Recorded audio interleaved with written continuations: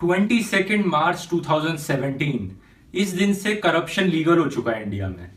ये वाला करप्शन नहीं जो छोटा मोटा पुलिस ऑफिसर के साथ होता है या गवर्नमेंट ऑफिस में होता है, जो बड़े स्केल पे करप्शन होता है, जो बड़ी बड़ी कंपनीज पॉलिटिकल पार्टीज को पैसे खिलाती हैं और अपना काम करवाती हैं उसके बदले। इसको लॉबिंग भी कहते हैं।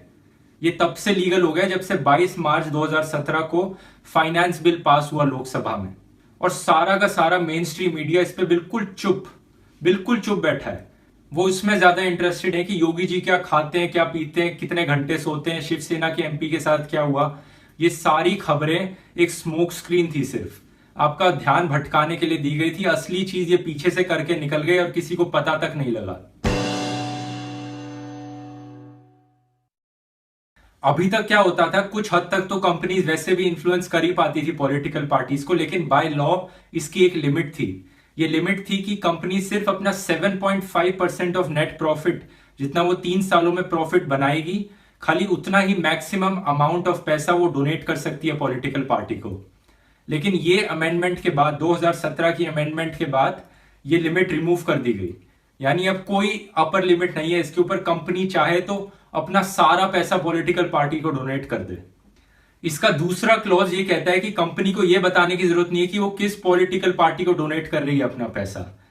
बिल्कुल ही नॉन ट्रांसपेरेंट और एनोनिमस डोनेशंस होंगी ये। कोई भी चाहे अपनी फर्जी कंपनी खड़ी कर ले, उसका सारा पैसा पॉलिटिकल पार्टी को डोनेट कर दे, और उसे अपनी बैलेंस शीट में दिखाने की भी जरूरत नहीं कि कहां पैसा गया है, किस पार्टी को पैसा गया है। और पिछले साल की अमेंडमेंट तो आपको याद ही होगी कि कैसे इन्होंने फॉरेन फंडिंग पॉलिटिकल पार्टीज के लिए लीगलाइज करा दी थी और एनजीओ के लिए पूरी तरह से बैन करा दी थी।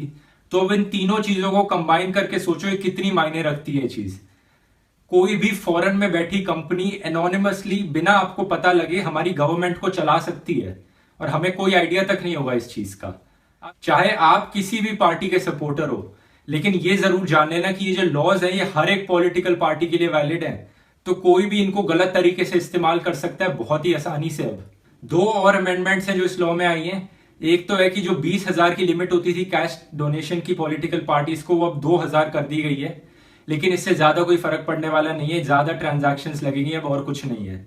और एक और चीज ये ले आए हैं, इलेक्ट्रोल बॉन्ड्स का चक्कर, कि अब इलेक्ट्रोल बॉन्ड्स से डोनेशन होगी।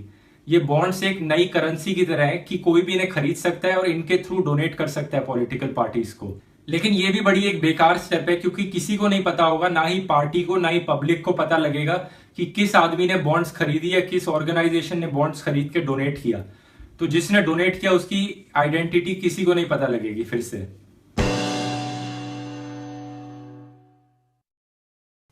अभी एक आईटी एक्ट में अमेंडमेंट लाए हैं कि अब आईटी ऑफिसर्स आपके घर आके रेड मार सकते हैं, सर्च कर सकते हैं, उसको सीज कर सकते हैं आपकी प्रॉपर्टी को, बिना एक्सप्लेनेशन दिए कि ये क्यों कर रहे हैं। और आपकी प्रॉपर्टी को ये सीज करे रख सकते हैं 6 महीने तक पूरे। और इस चीज के लिए आपको कोर्ट भी जाने नहीं दिया जाएगा, आपको कोई जस्टिफाई करने का भी मौका नहीं दिया जाएगा कि आप इनोसेंट हो या गिल्टी हो। तो बड़ी ऑब्वियस सी चीज है, इसे कैसे मिसयूज किया जा सकता है। सरकार को अपनी पर्सनल दुश्मनी निकालनी होगी किसी आदमी पर, तो वो उस आदमी के घर एक तो इनकम टैक्स ऑफिसर्स भेजेगी, सबसे पहले रेड मरवाएगी, उसकी प्रॉपर्टी को सीज कर लेगी, और वो बेचारा आदमी हेल्पलेस हो जाएगा, कुछ नहीं कर पाएगा, कोर्ट तक नहीं जा पाएगा इस चीज के लिए। और मैं एक बार फिर से बता दूं कि आप किसी भी पॉलिटिकल पार्टी को सपोर्ट कर रहे हो, आप जो वीडियो देख रहे हो, कल को कोई और पार्टी पावर में आती है, क्योंकि सरकार तो बदलती रहेंगी, लेकिन ये लॉ नहीं बदलेगा इतनी आसानी से। लॉ बदलने के लिए फिर से इतनी बहुमत वाली सरकार की जरूरत पड़ेगी, और लॉ नहीं बदलेगा तो कल को कोई और पार्टी सरकार में आएगी, आपने उनके खिलाफ कुछ बोला, उन्होंने आपके ऊपर पर्सनल दुश्मनी निकालनी है, तो यही लॉ का इस्तेमाल करके आपके घर रेड मरवा सकते हैं।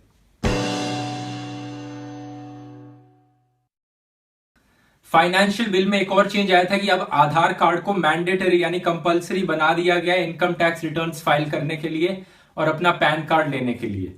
यानी अगर आप आधार कार्ड नहीं लोगे तो आप एक टैक्स डिफॉल्टर बन जाओगे ऑटोमेटिकली।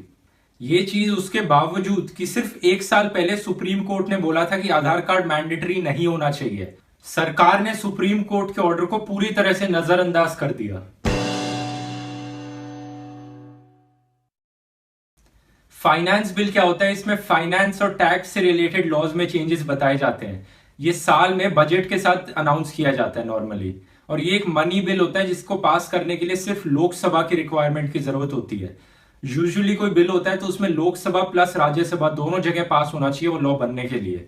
लेकिन मनी बिल सिर्फ लोकसभा से भी पास हो गया तो वो लॉ बन जाएगा, और यही हुआ अभी। एक्चुअली कॉन्स्टिट्यूशन के अकॉर्डिंग देखा जाए तो मनी बिल के अंदर क्या क्या आ सकता है वो आर्टिकल 110 डिसाइड करता है कॉन्स्टिट्यूशन का। ये देखिए, तो आधार कार्ड जैसी चीजें तो मनी बिल में आ ही नहीं सकती, ये तो कोई रिलेशन ही नहीं है इन चीजों का। तो फिर भी कैसे पास हो गया? ये पास हो गया एक रूल 388 के अकॉर्डिंग, जो कहता है कि स्पीकर चाहे तो कोई भी और रूल अपनी मर्जी से सस्पेंड कर सकता है।